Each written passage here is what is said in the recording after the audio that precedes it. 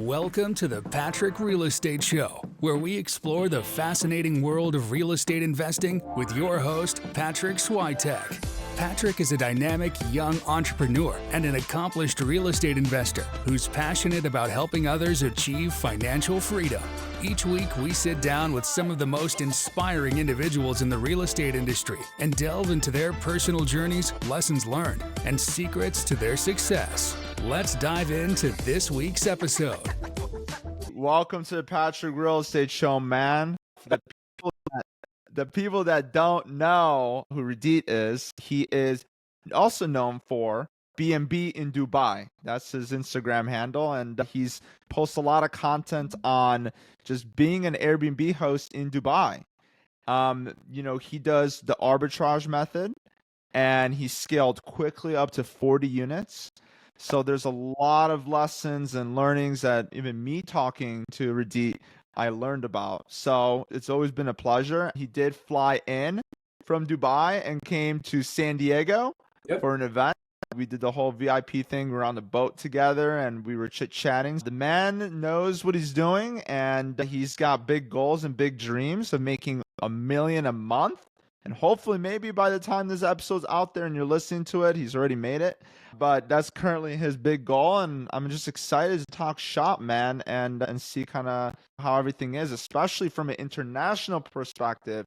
How are things in the Airbnb world in Dubai? And so without further ado, man, welcome to the show. Patrick, thank you so much for the invitation. It's been a great pleasure meeting you back in San Diego when you organized STR Nation. It was an amazing event. Enjoyed the boat, enjoyed the speakers, enjoyed meeting great people, and happy that we get to get our conversation going now on the podcast. So yeah, big pleasure. Thank you for inviting me. Thank you for having me. Yeah, so I started last year around June with my first apartment in Dubai. For the people who don't know me, I'm from the Netherlands, born and raised there. And I moved to Dubai last year to set up my Airbnb business in this beautiful city. Can I ask, what were you doing before Airbnb? How did you come up across it? What was the inspiration? Yeah, sure. Good question. I've been an entrepreneur like always. I never had a job. I've always found ways to make money in a way that I found like suitable and creative and made sense. So I had my first company, actually, I founded 11 years ago, was a direct sales business. So door-to-door selling, so literally like knocking on doors and selling subscriptions and all of that. So that's how my first business started. I got off the ground 11 years ago. I had an e-commerce business. I still have it, actually. It's running without a lot of interference. And a software company back in the Netherlands. So that's what I've been doing over the last 11 years. And now we're in Dubai and setting up our Airbnb business. How did I get to the idea of setting up an Airbnb business? This is a good question as well. During COVID, when everybody was at home and having a lockdown and just to me, I was staying at home for too long, right? I don't like being at home that much. I felt caged and I need to get out of this place and I need to see the sun. Because it was, I think, in December or January or something in the Netherlands. And for the people who don't know, the Netherlands is a great country, but the weather is absolute garbage. So I couldn't stand it anymore. So I flew with one of my best friends to the Caribbean, to Aruba. And I stayed in an apartment in a complex, basically close to the beach. And I rented it like long term on a monthly basis.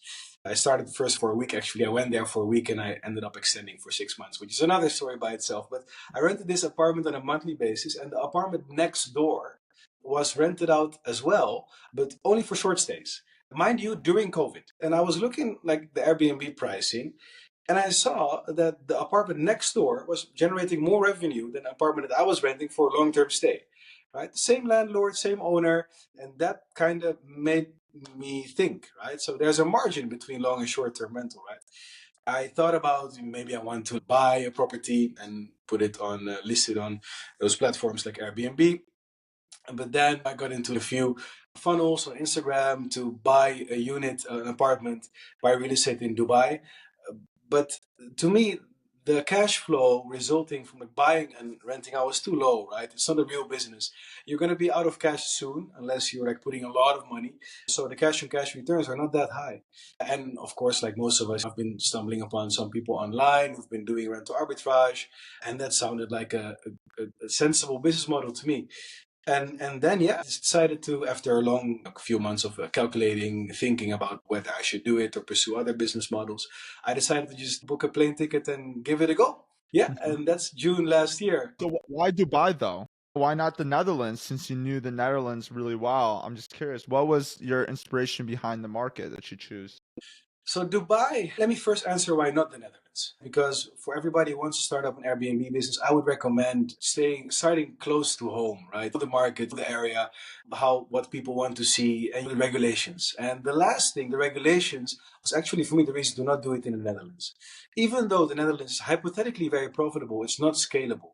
The government is having difficulties, or not having difficulties. They decided not to give out new permits in the popular areas, for example, in Amsterdam.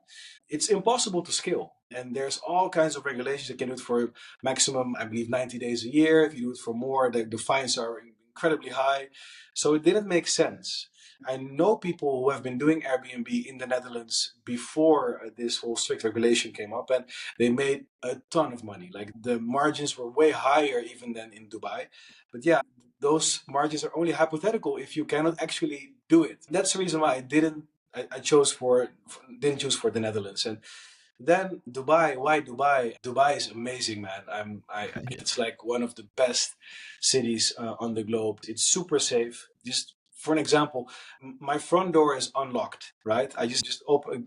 I just get out of my house and I open the door. When I get back, it doesn't matter. There is close to no theft. It's super safe. Right? It's a place to live. It's amazing. But from a business perspective, as an Airbnb host, first, tourism is booming here. I believe last year there were more than 17 million, I believe 17 point something million tourists in a year in the city of Dubai, right? That's a lot. And it keeps on increasing year over year. And this year it will, I believe even last year, but it will surpass pre-COVID numbers. So it's tourism is booming. The government here in Dubai, in the Emirate of Dubai, which is one of the Emirates of the United Arab Emirates, the government in Dubai really understands the importance of tourism and they're facilitating it. So back to regulations, instead of making it difficult for us hosts to get permits, it's all well regulated. You can just get your license, get a permit per unit, and grow as much as you want, as long as you keep up the quality standards that the Dubai government wants you to adhere to. So that's one. And two, the real estate market as well. It's growing very fast. So new apartments are being built continuously, and that also allows for expansion, for acquisition pretty easily. So those are the business reasons for me to choose Dubai. And also I like warm weather, and the weather is great here all year round. So That's awesome. yeah, exactly. It's just crazy to me that you can leave your door open. To me, that is growing up in the United States, Chicago originally. Yeah. You cannot do that. That's a big no. Yeah. And it's crazy because I don't think I'd be able to break that habit of closing my doors. And so it's a nice feeling that you don't have to do that. That shows a lot of potential, honestly, for a city, which is cool. Right? Yeah. Yeah. Yeah. And I haven't visited yet, so that's definitely on my list. You should. You're always I welcome. know. Always welcome. I'm going to show you around for sure. Drop by. I know somebody with 40 units, so I bet I'm gonna grab myself one of the units. So support the business. No, but I think that's cool. So Dubai, obviously great tourism, growth, pro Airbnb has some regulation you mentioned, but not too much, or where it's not profitable and you can't grow within. I think a lot of times people want to grow 1 or 2 units within a place, but you were under the understanding where, okay, I want to go to a market and I just want to focus on one market. Is that kind of the idea, or do you think you want to expand at some point? You mean like geographically expand, right? Yes. Yes, that could be something I would do, because now the thing is I understand the business model. I'm also teaching the business model through my community. Instagram, I share a lot of content as well, BNB in Dubai, and like you said in the introduction. So I do believe in focus, right? Meaning that the Dubai market is so big and it has so much potential. So I'm going to focus on Dubai first. Once if I would potentially hit like a point where I see, okay, this market is not profitable anymore, or other markets are significantly more profitable than this market if I want to add an additional unit, then I will definitely look at other markets as well. But for now, I do believe in focus. I understand the market in Dubai. I think that I can say that I'm good at getting the right deals here in Dubai. So for me, this is what I'm doing now. This is where I'm focused. This is where I expect to get to $1 million a year, a month. Sorry, in a year, little $1 million a month in revenue. And once I reach that point, or if by any chance it would happen that the margins on every additional deal are not high enough, then sooner. But only when it makes really that much sense to go somewhere else, as opposed to expanding in Dubai. Only then I would do it. Absolutely. Yeah. So let's talk about Dubai in general, because you said nice weather year round. So I'm assuming that seasonality wise, it's pretty consistent, but I'm just curious, is there any times when it's more, what's the seasonality look like? When's hot time, peak time, and when is less peak? Yes, I said good weather all year round, but I must like get back to that because in the summer it's like really hot, meaning Mhm. starting June until June, July, August, September, but mostly June, July, August are like too hot, too humid. It's not too comfortable. So that's when I also flew to the Netherlands, flew to San Diego, trying to get out of Dubai, right? So those are the months where if you do rental arbitrage, you will potentially or probably actually lose money. So the summer months are the bad months, and the winter months are the great months. And it starts like now, approximately. We start making profit now again. Let's say next week, second week, halfway October, it's really when high season starts in Dubai, and it goes on all the way like October, November, December, Jan, Feb, March. Yeah, March, April is still okay. Shoulder season, May as well. And then it starts to be low season again. So it's actually the quite opposite of a market, most of the markets in the USA, especially Chicago.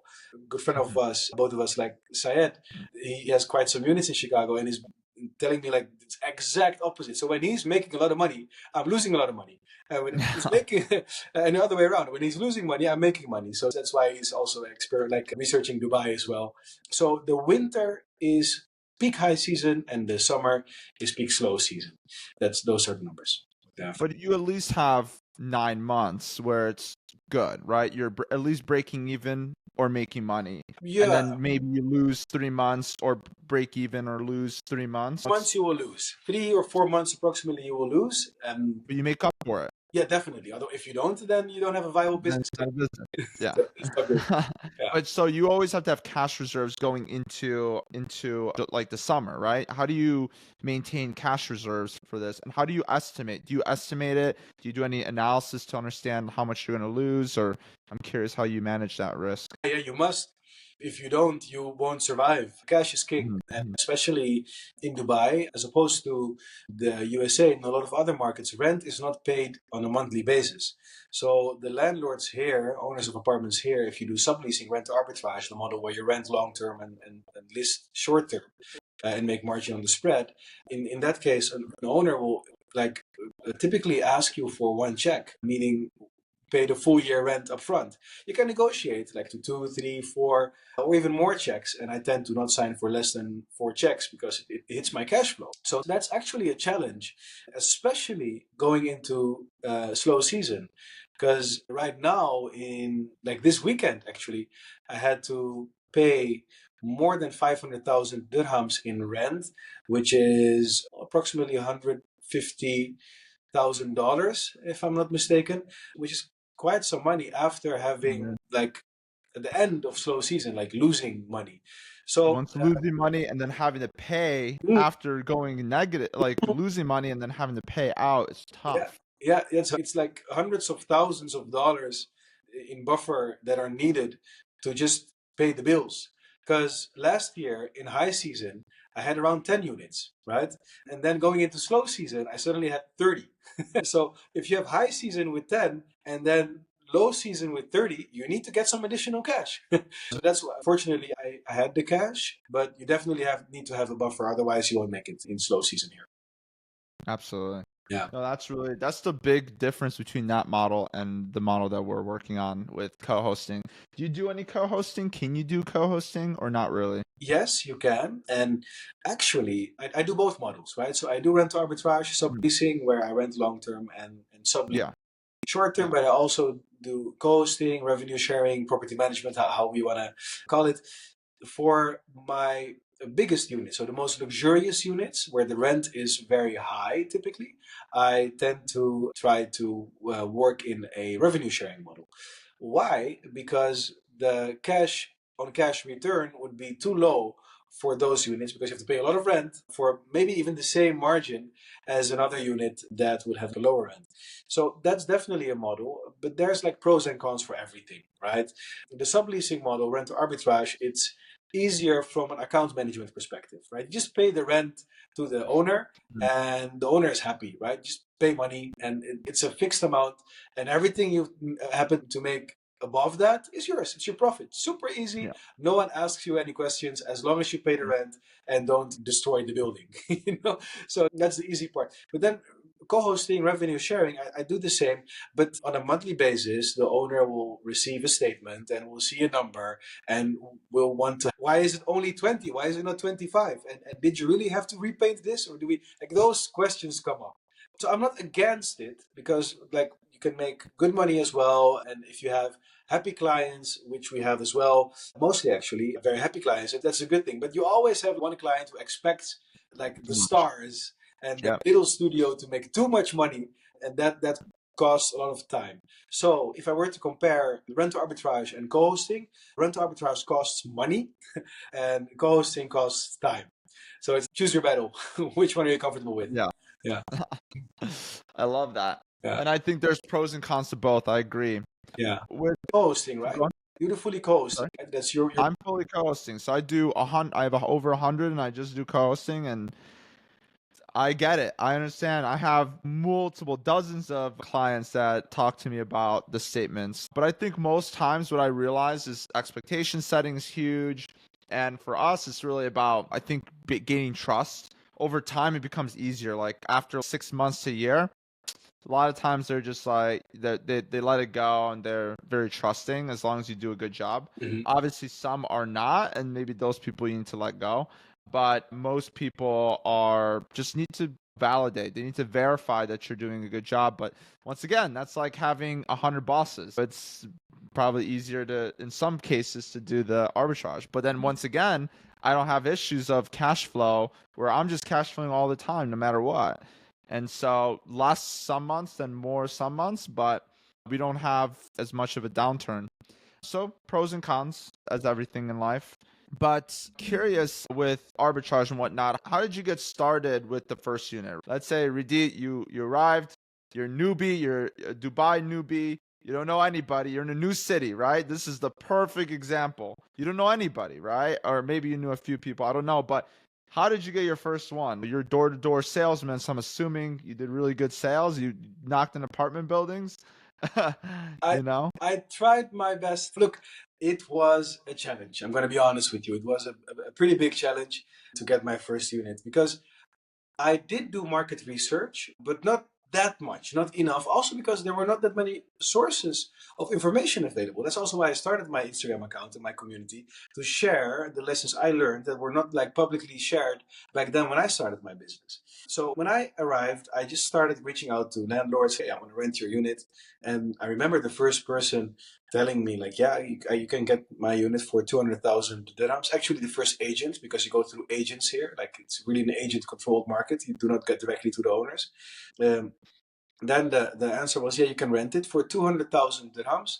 One check. I'm like, one check? What do you mean? I'm just going to pay you on a monthly basis. So I missed that part, the importance of that part of the check payment. So that was a bummer. And then I got quite some opportunistic agents who like tried to overcharge me for units. And I kept on having viewings and it didn't work out. Honestly, I did like 10, 20 viewings without finding the unit I wanted. And then I signed my first unit. I was super happy. Signed my first unit with the agent and I gave him my checks. You still have that unit? I'll tell you a story about this unit. Yeah, of course. Go for it. I signed the check and I signed the contract and I was super happy and I shared with my friends and everything like this is the first one I got it. And then let's say 6-7 hours later at night, the agent calls me. I'm like, okay. I just pick up the phone. I'm like, hey man, how are you doing? He's like, yeah, I have bad news. I'm like, bad news? Like, what do you mean bad news? Yeah.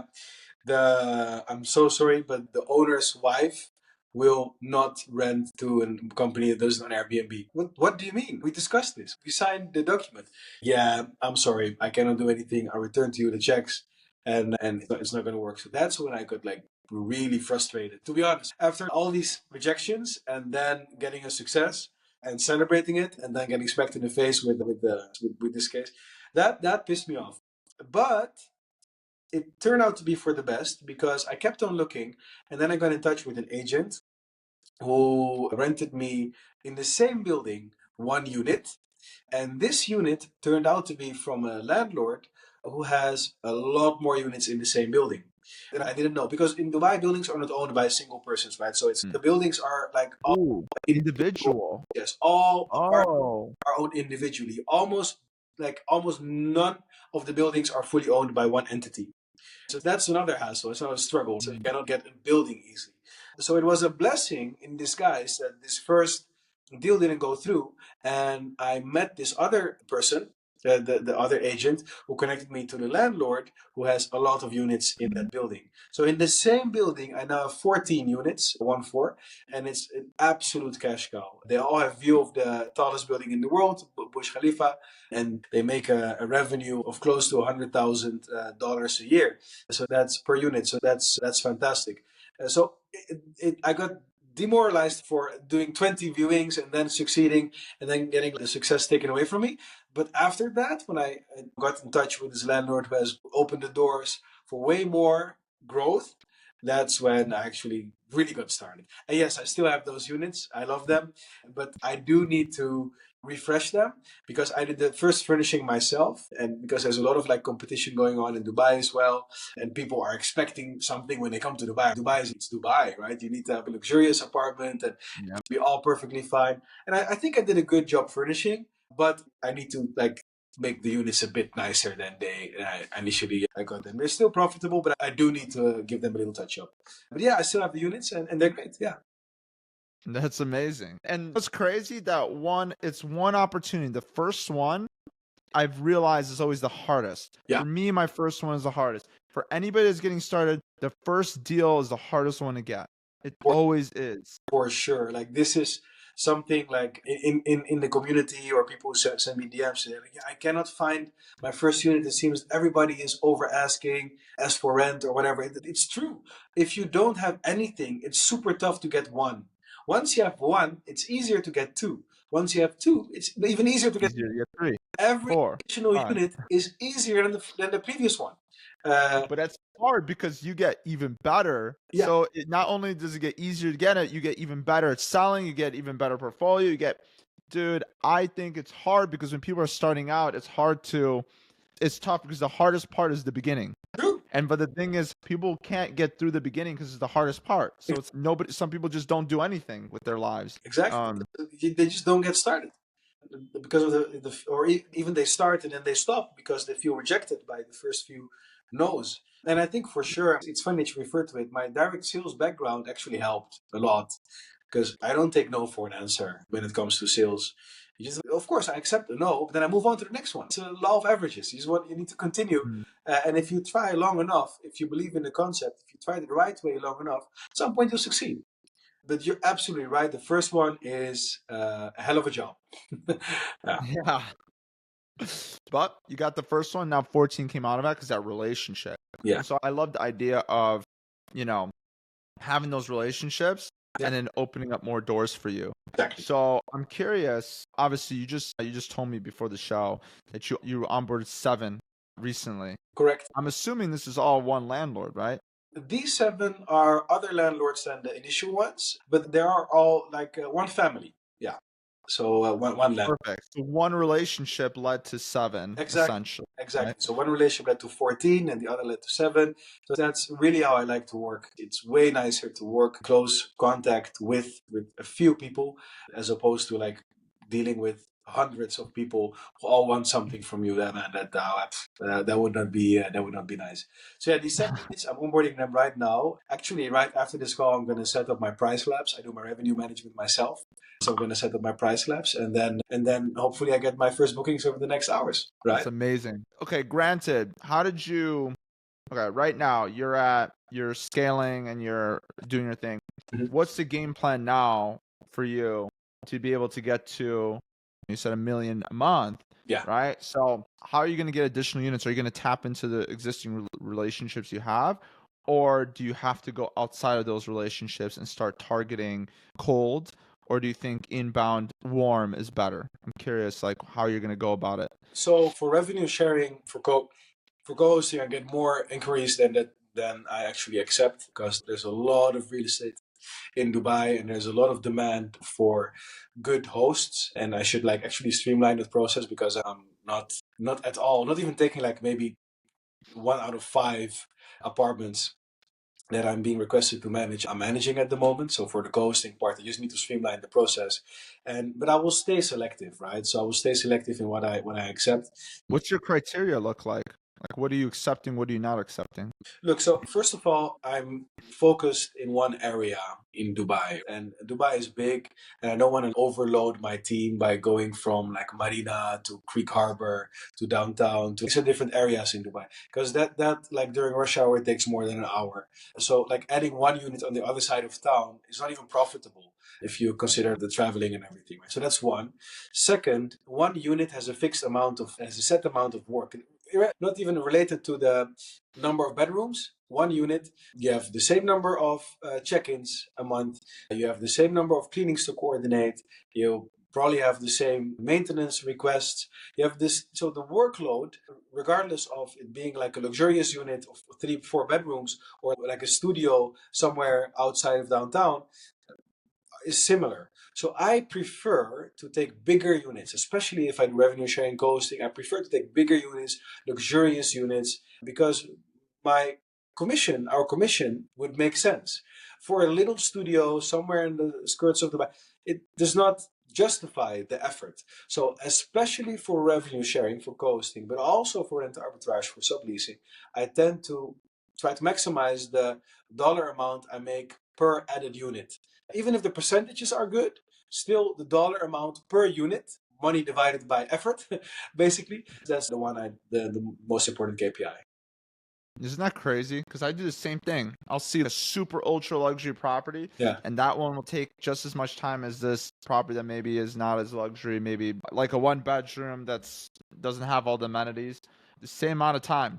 Sometimes the 1 bedroom even more, because the dealing with a different client, like a client that spent all of their money on this unit and they're super tight about that unit and they care about it so much and they don't want to lose money, and every little dollar counts, versus the luxury unit. Maybe somebody with wealth and money just bought it and they care about the money, but at the same time, to get to where they are, you have to learn how to delegate. So a lot of times they just trust the process and they trust people, and it depends. It's not always linear like that, but I understand the whole idea of the same amount of effort. It's the same thing. Exactly. Yeah. So you just want to maximize your profitability on the resources you allocate to growing your business, and that's money and time, right? And especially if you look at clients, the types of clients that you have.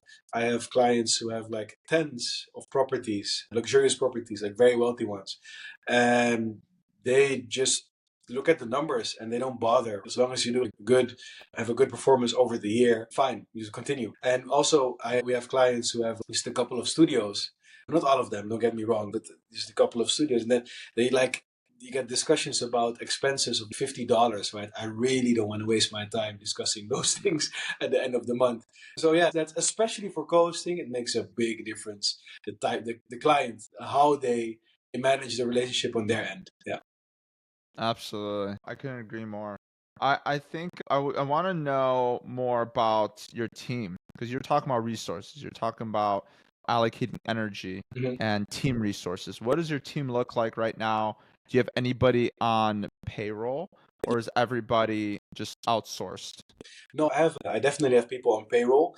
I have one person, an operations lead here in Dubai, and she manages operations with the team, together with the team. So there are 3 people working under her lead here in Dubai, and they take care of all on-site operations, right? From onboarding units to maintenance and housekeeping, management, to like guest relations.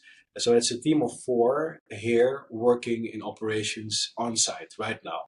Apart from that, I have 2 people working in marketing and content, but that's both for my own brand as for my the apartments, basically, for the holiday homes, for the Airbnbs.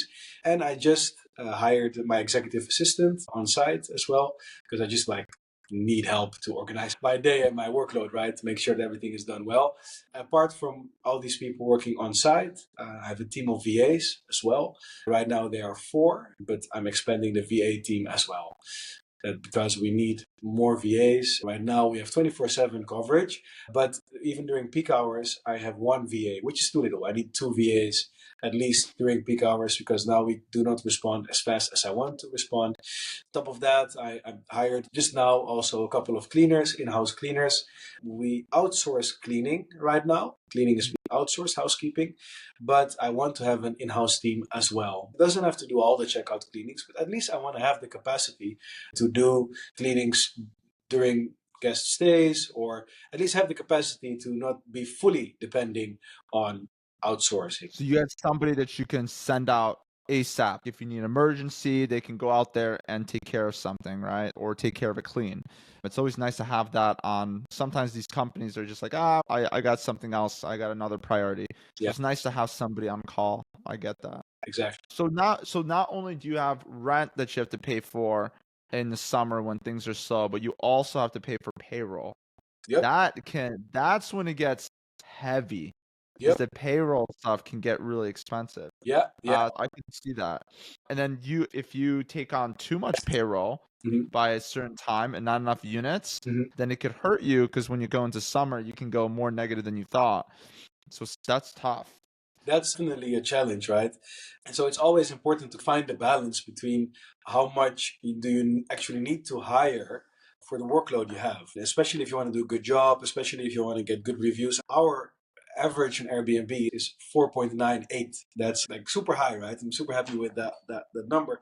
But sometimes I just think about, isn't that too high?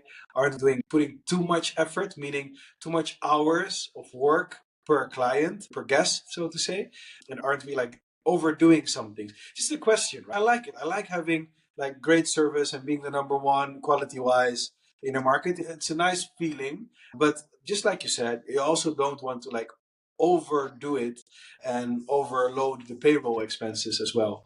But on the other hand, I believe that what if somebody's spending so much time on a unit and it's not producing enough for you? So you're losing money on that unit. You don't know, because it's not, these employees are not per unit, it's just spread across. So if one unit's causing all the issues, you never know. So that's a good thing to think about. It's challenging, right? It's challenging to understand. I want to get more my reporting, especially now I hired my executive assistant. I want to get more reports that help me understand the true profitability per unit. So not only the P&L based on rent, expenses, and the direct margin, but also how much time do we spend, how many requests are there, how often do we need to go to a specific unit. So I can calculate all of those things and understand which one of the units are actually most profitable. Got it. So what do you do anything in terms of data? Do you run data models, run data analysis, anything financially to understand how the summers are going to be, but also how to understand how high season is going to be from a cash flow perspective, understand trends? You're doing revenue management yourself. So I'm curious, what kind of tools you use to understand all these different facets of your business. Yeah, good question. So, of course, I'm using dynamic pricing software. I tend to use Price Labs. It's always Price Labs versus Wheelhouse. I use Price Labs, and I really spend time in Price Labs, right? So I really take the time to understand the trends, the market dashboards, all the variables. I really try to understand that to the fullest. And that's my main source of market and internal data, benchmarking data at the moment. Apart from that, I'm pretty sure we have way more data in the company. And I have one of the, for example, if you just look at all the data you have, when does a guest book versus when they stay, how much discount is given to get that stay, last minute discount, where does the guest come from? A lot of data can be based on the reservation line items that you can put through data models and generate insightful information. We didn't do that yet. It's definitely something I want to do. And I just hired someone who's going to start soon, in a couple of weeks, an accountant with data science experience as well. So I'm going to mix both skills because I do need an in-house accountant. But on the other hand, dive deep into the numbers, the data, what do we have here, run them through a model and show me how to optimize because data is super important, right? Yeah, that's how I do I it think now and how I see the future. no, that's super smart. And with that, I think it's interesting because a lot of times we have a lot of data, but we don't really know what to do with the data. Like I have a lot of data in my business too, but it's just like all these data points, like how do we get it together in a nice graph or a nice presentable way where I can understand it so that I can use it? I think that's the big thing in this world. So that's really cool. That's a really good hire, actually. I feel like you've been hiring a lot in 1 year, considering how big your team is.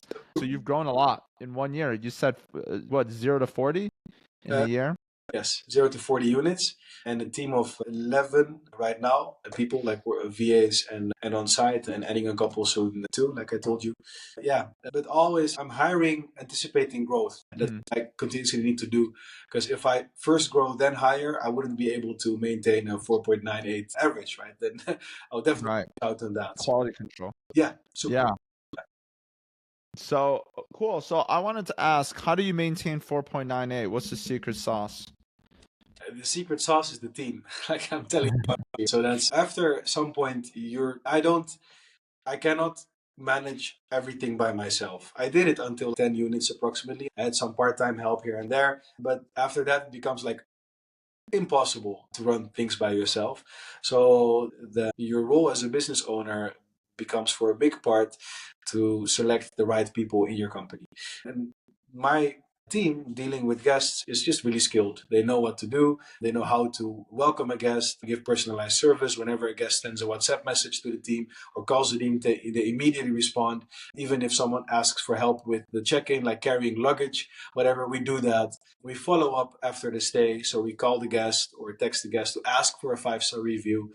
If their review, we first ask how their stay was. And if their stay was not good, we try to find a way to make them happy still so they don't leave a sub 5-star review. So it's really trying to monitor the satisfaction level of the guest from their booking until the moment they check out and just being in personalized contact with them. So every guest gets personal attention. So yeah, that explains also the larger team. And it works in Dubai, and it's a must in Dubai as well, especially if you compare it to units in overseas, in the States or in Canada. Like the guests don't need that much attention. They also understand the concept of Airbnb. Same in the Netherlands, in Europe. We understand Airbnb, meaning we just understand we get an apartment, we get somebody's home, right? A house. So we just enter by ourselves, we do what we need to do, and we leave. And we might not even text the host once. Maybe one question, I can't find the vacuum cleaner, whatever. So it's a random. But here it's like a lot of questions. Like they expect a hotel. They expect I'm coming to Dubai. And then they text you, I'm here at the reception. Where's the bellboy? So those things happen, and we tend to give in to exceed the expectations or meet the expectations at least. So that's why we maintain these averages in quality control. Yeah. So just meeting the expectations at the end of the day, that's what it is. And it's over delivering as much as you can. Exactly. So what is the big difference between, like, you obviously talk to a lot of people around the world where they're doing Airbnb or short-term rental investing. What is the difference between a place like Dubai versus everywhere else? You mentioned some things, but I just wanted to dive a little deeper into that. The first thing is like expectations of the guest from a perspective of operations. From a regulatory perspective, it's one thing like we discussed at the start. It's regulated, but not regulated that stops you from growing. You just need to maintain your quality. Because in the regulations of the DTCM, the tourist regulator in Dubai, there is even like regulation regarding the number of nightstands, right? So to that extent, right, you need to have a lamp here, you need to have they really interfere with the quality standards inside your unit, right? So that's the type of regulation. So that might be different in Dubai versus other places of the world. As for regulation, you need to keep your quality high. That's one. And apart from that, same with quality as well. The expectations from a guest are just really high. If you are on Airbnb, Booking.com, they expect someone to help them out. And also, lastly, it's also important. It's difficult to work only with Airbnb, in the sense that the demand of Airbnb guests is high, but you need to like diversify over platforms. People tend to also book directly with you. People tend to use booking.com to place a booking. You should be on multiple platforms. While in the US, most big hosts, they just use Airbnb and they're good with that, right? So there's a few of these things that you need to take into account if you start a business in Dubai, if your standards are the ones overseas. Yeah, we're like 95% Airbnb, so That's what I'm that's saying. crazy. Yeah. But Booking.com, every time somebody books Booking.com, it's usually international guests. And I feel like Dubai is an international city, so Booking.com is probably pretty prevalent among the others as well. Yeah, especially It's not for just sure, exactly. If you look at even the population of people living in Dubai, only 10%, approximately 10% is Emirati. So the nationals is a very small percentage versus the expats or the immigrants. And then on top of that, you have all these international visitors. So yeah, if coming from Europe, coming from the other Arabic countries in the region, or from Asia, East Asia. So yeah, we do need Booking.com and other platforms, yeah, Airbnb for sure. Yeah. that's awesome. So I want to get into the last three questions for you Sure. and just close this off, man. Mhm. First one is, what educational resource has been instrumental for your growth and success? It could be a book, it could be a podcast, it could be whatever. Specifically for this business or in general? As an entrepreneur, yeah, it could be anything.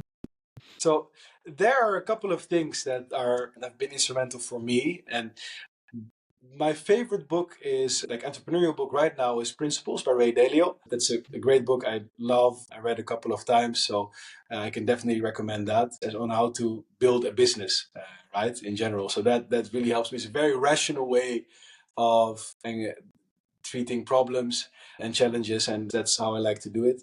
And then, honestly, I've been speaking to experienced hosts, right? It's very nice to be able to speak to experienced hosts online. There's a lot of content.